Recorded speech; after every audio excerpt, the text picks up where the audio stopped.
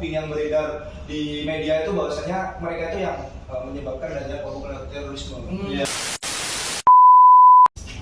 Oke, bismillahirrahmanirrahim. Assalamualaikum warahmatullahi wabarakatuh. Berjumpa dengan kami. Sebenarnya kami ini 5 orang ya. 5 orang. Satunya kebetulan berhalangan, cewek namanya Zahwa. Jadi di sini kita akan perkenalkan terlebih dahulu. Mungkin tak kenal maka tak sayang ya.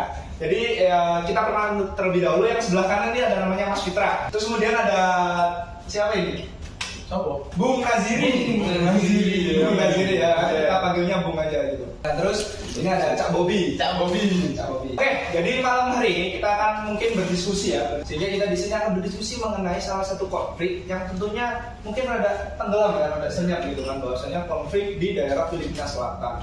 Ada yang namanya konflik Moro, jadi perjuangan masyarakat Moro melawan pemerintah Filipina gitu, untuk bahasanya mereka minta pengakuan lah, minta legalitas mereka gitu. Jadi kita akan berdiskusi panjang apa sih yang menyebabkan terjadinya konflik tersebut, kemudian faktor-faktornya, terus adakah faktor kolonialisme segala macamnya.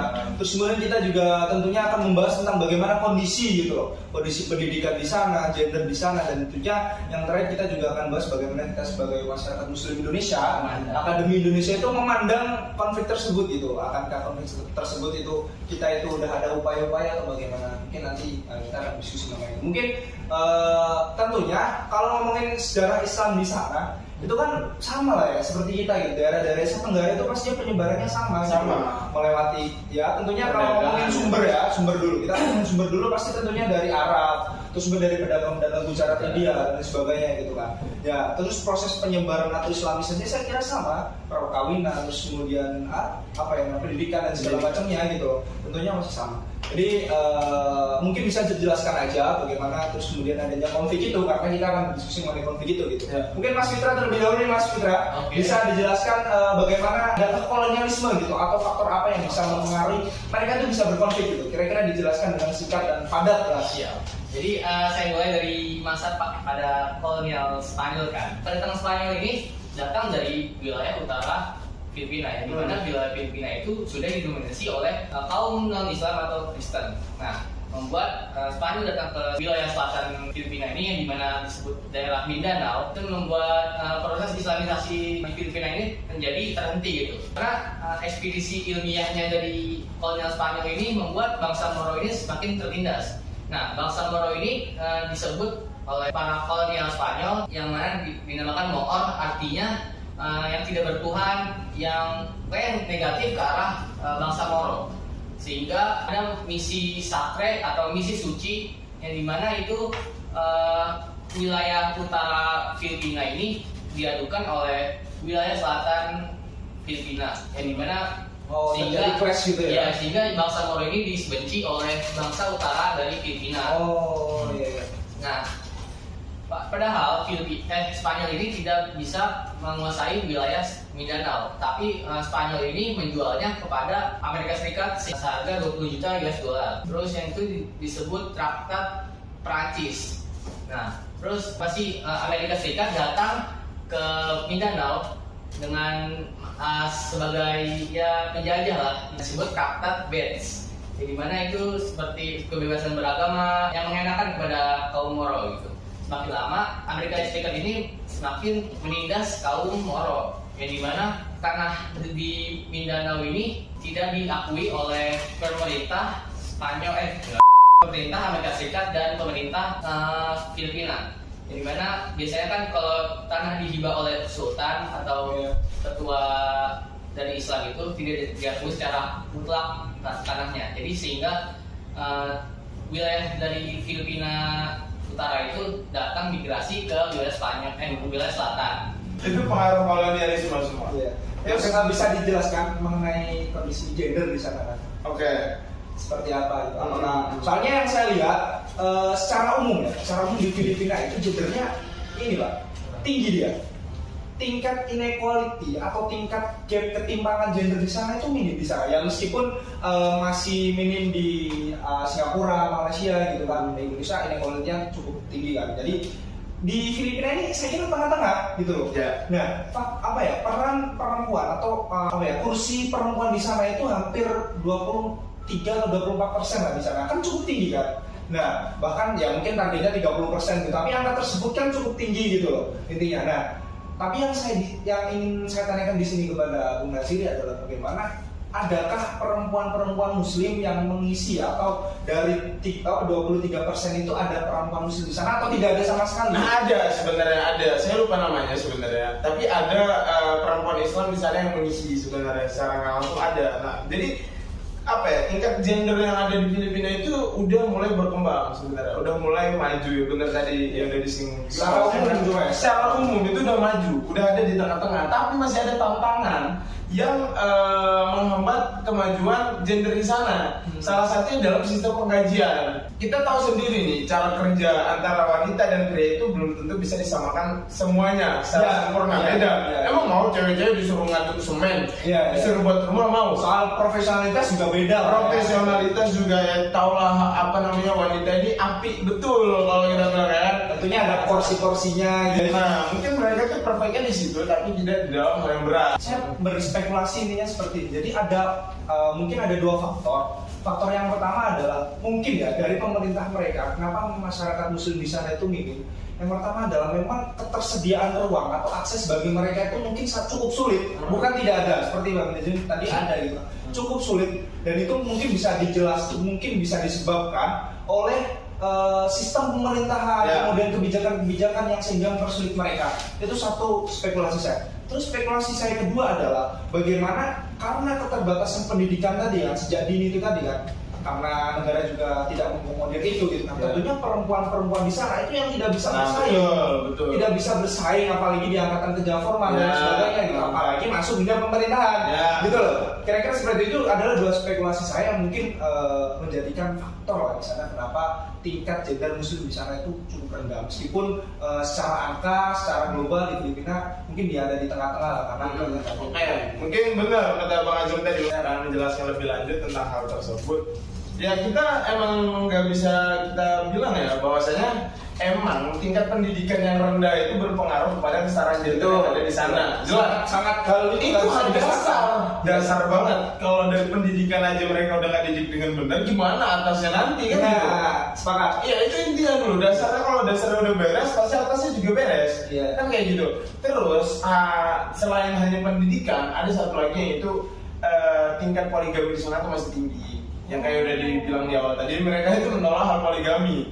Tapi yang mereka lakukan dengan poligami sendiri itu berlebihan sebenarnya. Mereka yang belum seharusnya sanggup untuk poligami, ya kan, dengan satu aja mereka belum adil sebenarnya, belum bisa memuaskan yang satu, tapi mereka udah nambah lagi gitu. Dan itu yang berpengaruh, ditambah dengan pernikahan di bawah usia 18 tahun. Di sana itu masih marak sekali ya. Terutama di Filipina Selatan sendiri itu masih banyak, dan itu yang berpengaruh tentang kualitas gender di sana. Nah, makanya banyak kenapa wanita itu hanya menjadi ibu rumah tangga, dan itu penyebabnya. Mereka belum apa-apa, dan ya mungkin ekonomi lagi mereka, karena kan nggak mungkin dong mereka hanya kayak mau dinikahin. Kalau ekonomi mereka bagus nggak segampang itu kan. Jadi Indonesia aja lah, kalau udah S1 mahal kayak bos.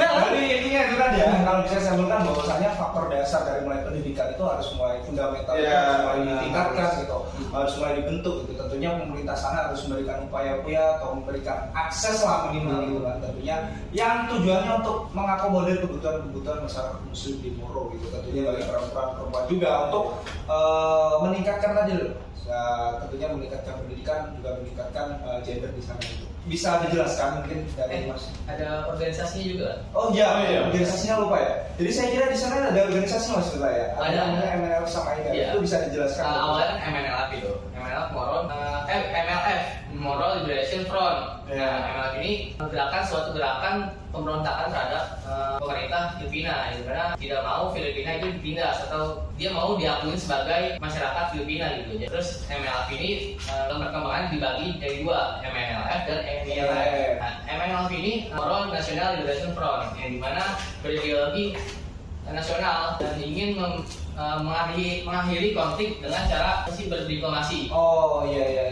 Karena secara ideologi kan udah kita tahu gitu, maksudnya mereka ada perbedaan gitu, baik dari MNLF sendiri dan juga MNLF sendiri. Jadi kalau MNLF saya kira kan karena mereka nasionalisme, ideologinya kan ya nasionalisme gitu kan.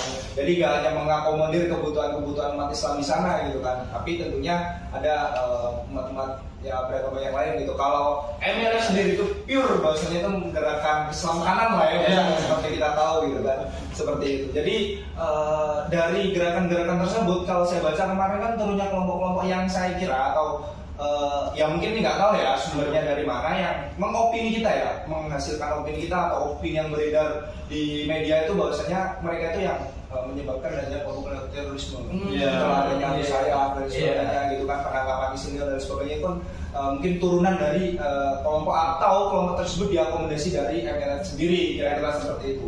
MILF ya, yang Islamic Front ya, karena saya tahu juga MNLF itu udah mulai diterima. Udah mulai diterima. Sedangkan yang MILF masih terus bertentangan dengan pemerintahan yang ada di mungkin nggak tahu kekecewaan atau apa kan itu mungkin kita bisa ya mungkin dari motivasinya itu kelihatan gitu.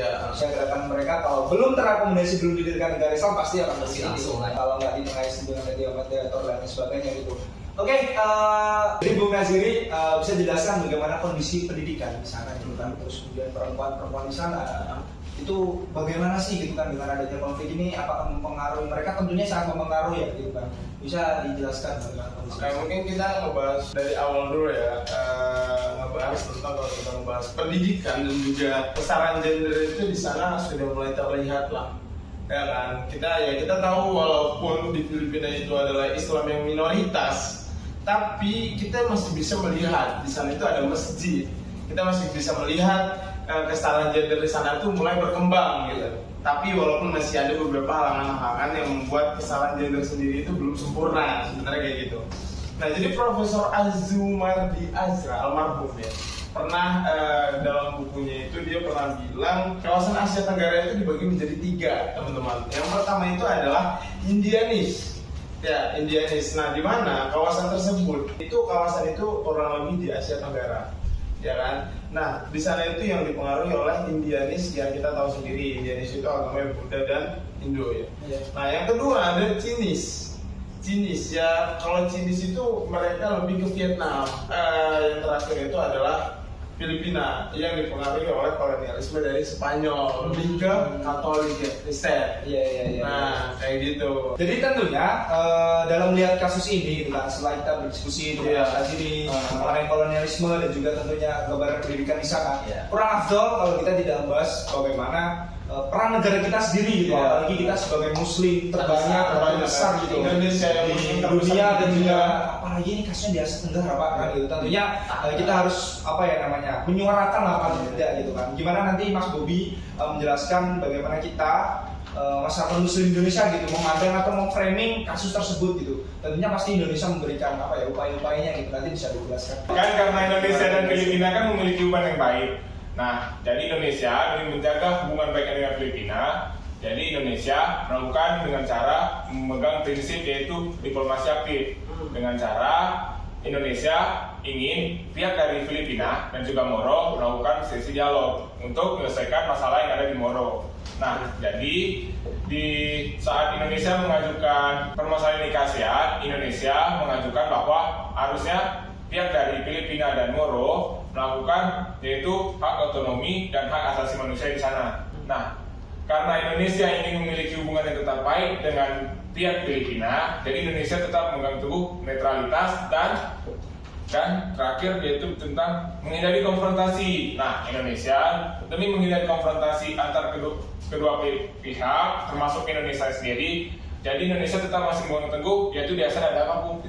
Asian Ways. Nah, jadi di Asian Ways kan kita berpegang teguh bahwa tiap anggota tidak berhak mengikut campur urusan tiap anggota negara yang terlibat. Nah, dari situ Indonesia melakukan tetap memegang teguh netralitas, tapi juga mengajukan ke pihak agar mengajukan ke organisasi internasional termasuk ASEAN agar masalah ini diselesaikan secara damai dan dengan prinsip diplomasi aktif. Iya, berarti kalau bisa saya simpulkan bahwa Indonesia kan seperti yang Anda bilang tadi gitu kan, maksudnya telah menyuarakan gitu loh, menyuarakan, terus kemudian Indonesia juga mendorong gitu ya untuk organisasi-organisasi internasional supaya memberikan responnya gitu, paling tidak menjadi mediator buat menyelesaikan masalah dan sebagainya gitu kan. Ya saya kira peran Indonesia ya mungkin udah cukup relevan ya, kalau kata saya gitu kan, karena sekali lagi Indonesia tuh bebas aktif Pak, gak bisa terus kemudian berpihak purely berpihak pada pemerintah atau purely berpihak ke muslim, meskipun kita masyarakat muslim sendiri, tapi setidaknya kita kan harus mengakomodir gitu kan, apa sih yang mereka inginkan gitu kan, kira-kira tujuan Indonesia itu lari ke sana gitu. Mungkin itu dari teman-teman kita diskusi panjang tadi gitu kan. Nanti untuk intinya kita nggak bisa simpulkan ya. Intinya buat teman-teman aja yang nonton nanti bisa disimpulkan sendiri masing-masing ya. Bisa disimpulkan masing-masing kira-kira teman-teman pengennya di perspektif yang mana, pengennya mengambil ilmu yang mana. Nah, mungkin itu yang bisa saya akhiri. Assalamualaikum warahmatullahi wabarakatuh.